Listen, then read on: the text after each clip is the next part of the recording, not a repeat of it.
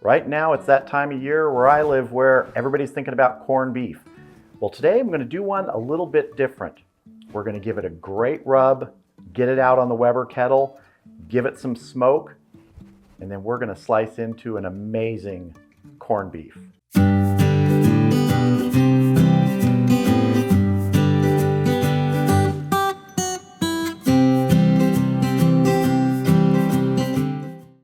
Yes, we are going to be making a pepper garlic corned beef today, and we're going to be smoking it out on the Weber kettle with some peach wood. First step in getting this done is getting our rub ready. It's more of a paste really, because we're going to be adding some oil and some maple syrup for a tiny bit of sweetness. So we're going to start with 2 tablespoons of sort of a coarsely cracked black pepper, 1 tablespoon of paprika, 1 tablespoon of granulated garlic. Now you may not think that this is enough garlic to really give it a garlic punch, but it is. Remember, that corned beef has a lot of salt from the brining. We're not going to add any salt to this, so this garlic is really going to be sort of front and center. If you want it more garlicky, you can definitely add more. We're going to add a teaspoon of red pepper flakes for just a little bit of heat.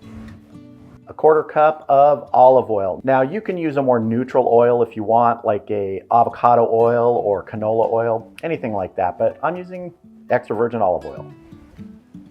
Finally, about 2 tablespoons of maple syrup. And we're just gonna kind of whisk this together, get everybody mixed into this nice paste. You can really see how thick that is, and we want that. We want it to stick to the outside of our corned beef. All right, let's go ahead and get our corned beef out here. Now, the corned beef we're using today is a commercially bought in a package from a store. I just went ahead and rinsed off all the extra seasoning on the outside. And this is about a 3.5 pound point cut. This is actually the cheaper cut that I usually find because most people seem to want the flat cut. You know, it's like the flat of the brisket, the point of the brisket. I don't know, when I'm making brisket, I prefer the point cut, so I will always go for the point cut in the corned beef. It is fattier and some people don't like that, but I do. Got it here. We're just going to take some of our paste and start rubbing it all over this.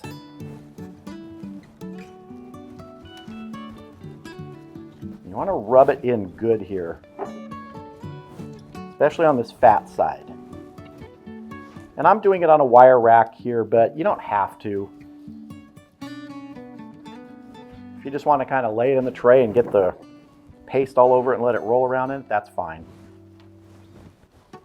All right, that is looking good. Let's get it out to the Weber kettle. So I have the Weber kettle set up with 2 briquette baskets. They've been lit at opposite ends, and we're just going to be using the Mallory cast iron grate in the center here. And we're going to go ahead and get our corned beef on. Go ahead and get my internal temperature probe in. That's good. We're showing 41 degrees, fresh out of the refrigerator for about 15 minutes. That's looking good. I'm going to put a piece of peach wood on 1 basket right now. And I'm fairly certain we'll have to add charcoal later today and replenish these baskets. No problem there. All right, let's get our lid on and get smoking. So just like regular brisket, we're going to be taking this corned beef to tenderness. For me, that's going to be somewhere above 180. It's probably going to be closer to that 190 to 200 range. And just like a brisket, later on, we may wrap it if we're not moving quickly enough, but I'll decide that later. The kettle temp I'm shooting for is somewhere in the 250 range. I don't want it to go too far above that, so I'll adjust the vents today to keep it in that 250 and a little lower range. But for now, we're just going to let it ride. So I'll see you back out here in a while when it's time to check it, maybe when it starts getting above that 140 internal, or a couple hours, whichever comes first.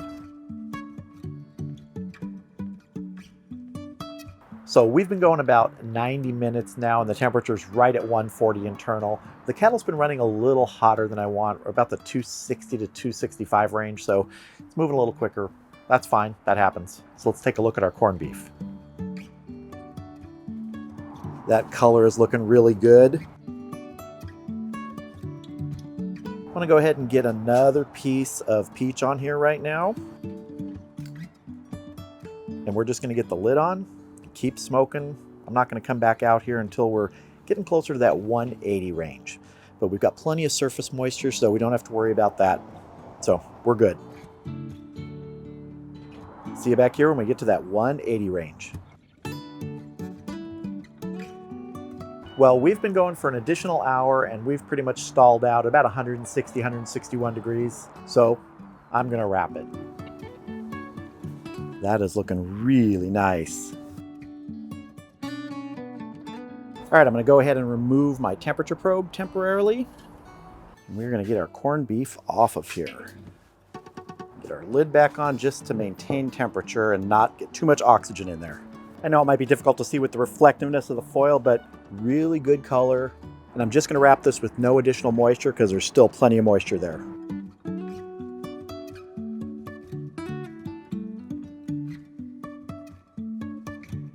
gonna try and get a nice tight wrap on it. All right, let's get this back on the kettle. Just want to get my internal temperature probe back in as close as I can to where it was. See, and that's showing 161 internal, so I'm happy with that. That's where it was before. All right, we're gonna get our lid on. Let this keep cooking. So I'll see you back here when we get closer to that 190-ish range to start checking for tenderness. All right, we have just hit about 193 internal. It's been going almost 4 hours. Let's test for tenderness. Now, I don't necessarily need this to be as probe tender as I would, say, a regular brisket. This is going to be sliced, but let's see. That's pretty tender right there. Yeah.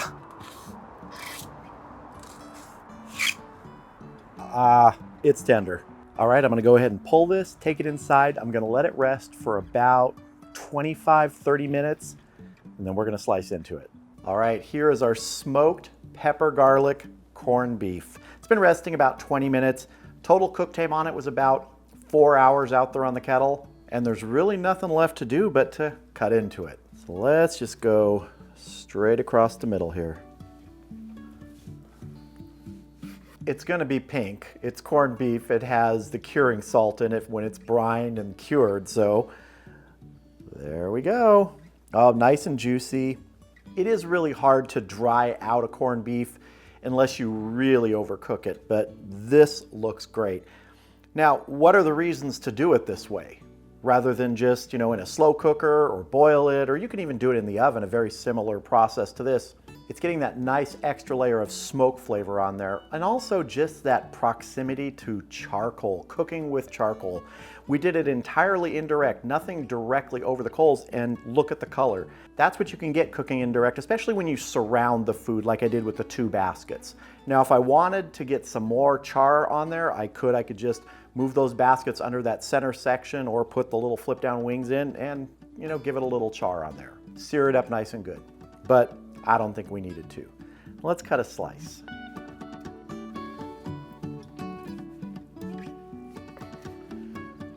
Oh, that's looking good. That is that consistency that I wanted where you can pull it apart with an extra tug, but I didn't want it to fall apart, really briskety tender that if you're cooking it to 200, 205, because this is actually going to be used for sandwiches. Well, let's cut some more here. Nice and thin. All right, nothing left to do. It is time to taste. And again, this is the point cut. I love this, just like I love the point cut in brisket. And this is about half as expensive or less than if you're buying the flat cut of a corned beef brisket. And I prefer it, so let's see. Inherently great corned beef flavor, but when you give it that smoke, and peach smoke is really nice if you can get some peach wood. It's sort of a very mellow sweetness to it. Not overpowering, not punch you in the face like hickory or mesquite. It just complements whatever other seasonings you've used.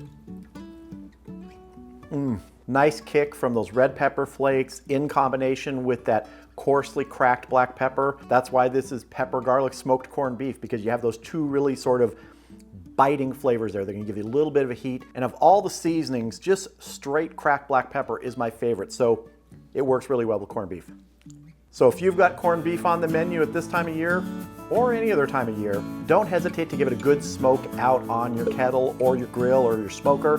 Give it time to bathe in that smoke, give it a good rub, pick your favorite rub, and you're gonna have a corned beef that is a step above something that's just been boiled.